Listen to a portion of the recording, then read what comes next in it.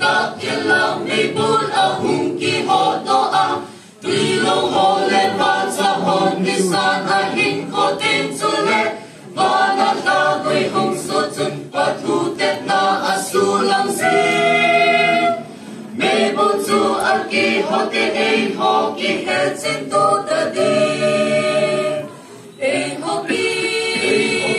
hết trên ta đi hết trên ta đi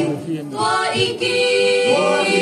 hết tô bằng a chú chỉ kỳ ba nó sinh đi cô ba quay chú a số tiền lệ mê bố chú a kỳ họ tên ấy họ kỳ hết trên tô ta đi nung im lệ nung không bin y in khó làm phiêu gió trên sông lệ y lâu mau gầm ra hèn lâm một thìm mà na đông sông leo hết gần năm bốn đi nung nung tên cùng nguồn tia ấy nô tê một lên chú chế sinh cả mê bố kỳ hô tê ấy hô kỳ khóm ta đi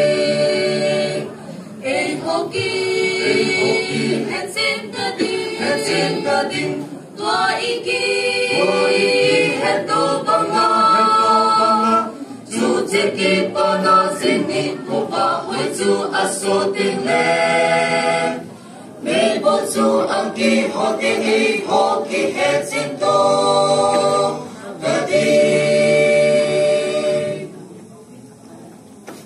đời tu na kim về là ấy họ kỳ ba ta a kỳ khom bình y ngay trên tô kỳ một tô a ấy họ kỳ hết xin ta đi tan kỳ nê lâu và ấy họ cả tâm na la y sa chi đi mê bố chú a kỳ họ a mu thim chú a kỳ tôn mang tê ê họ kỳ hết xin ta đi toa ý kỳ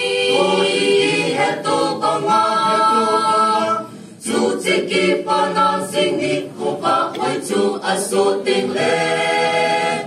mê bố chú a kỳ họ tên ấy họ kỳ hết xin tô